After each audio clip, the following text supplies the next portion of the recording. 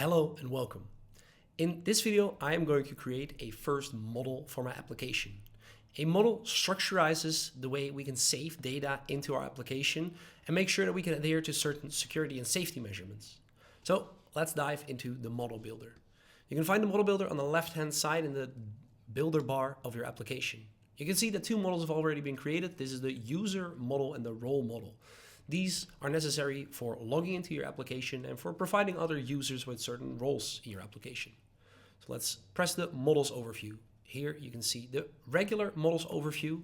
However, you can also open the schema view, and this will give you a bit more of a visual view and allow you to see how these models are created. Going back to the table view. So first things first, let's dive into creating that new model. There's a few options. We have a data model, a remote model, and a schema model. The remote model and the schema model are more advanced models. Remote models are basically a model or a data source outside of your application. And a schema model is more of a temporary model. Think of it as I need to shortly hold some data, check if things are going well, and then I can use it in my application for other purposes. That is what we use the schema models for. However, we are working with set application data that we want to save in our application, so we are going to create a regular data model. I am going to create a model to manage some project data. I'm also going to call this model the project model, and then I'm going to press create. Within my project model, the first few things are created: a created at, ID, and updated at. These are properties.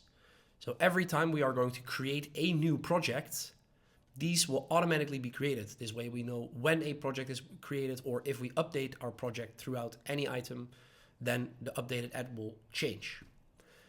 We can do this with every kind of object that we see in everyday life.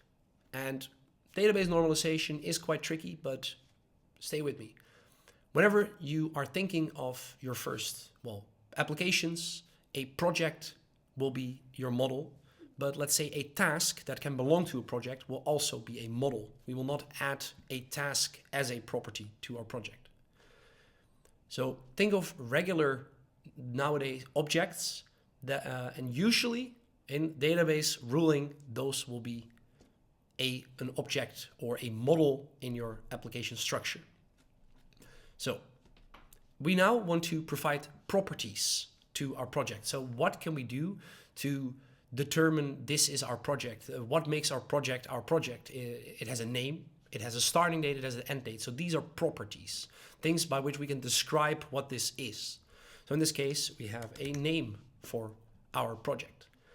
A name should always be required. Otherwise, we can say like, hey, you can just make projects without a name. And it's always important to, as a rule of thumb, as a best practice, to have one item required when adding items to a model.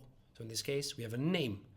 Make sure to capitalize it, because that is just a neat and nice way of spelling and a best practice in setting up your models. I'm going to press save and add another. Beside the name, I would also like to have a description of my project. What does my project exist of? Like, what is the story behind this project? But instead of having a text single line, we can pick different types for our model. So in this case, I'm going to say text multi-line, but because I feel like a description should have probably multiple lines of information. Press save, add another. As I said earlier, I am expecting a start date and an end date. So start date, anything, and then save, add another, and then the same goes for end date. There we go. We can also change and set a static value for these items, meaning that we can say like, relative date, I want the end date of this project to be next month or next week, meaning that once the project has been created, I expect this to be done by next week. That might be a little bit much for now, so I'm just going to set it back to none. Press save, and let's see, is there one more item that I would like to add to my project? Absolutely. I think that a status would be wonderful. A status we can add by going to the list property. To have a better understanding of what all the properties do, make sure to check out our documentation. There is a bunch of information on what all these property types do and can mean for you. So I'm going to say status, and then I'm going to add the values. So there is a to-do status, there is an in progress status, and there is a done status. And I can even color code them a little bit because that looks nice. To do, green, progress, honey, and then done will be Betty blocks red. And in here, I'm also going to create a static value, meaning that once a first project is created, so every time we create a project in our application, a record of data is made, which all these properties will be assigned to. Once a project has been created, we can say that the static value will automatically be to do, because in all fairness, it would be a bit odd to create a project which would already be in progress or done. In all fairness, we would want our project to be created with the idea that they are going to be done later.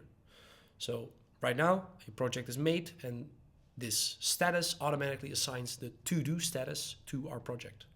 Press save, and this is our first model with some property information. Now it is in our model overview, and in the schema view, you can also see that we have, press the button over here, that we have the project model available for us. And we can now also use this in our actions and in our pages. So make sure to expand your model with other models and add the data options to your other items in the platform. See you there.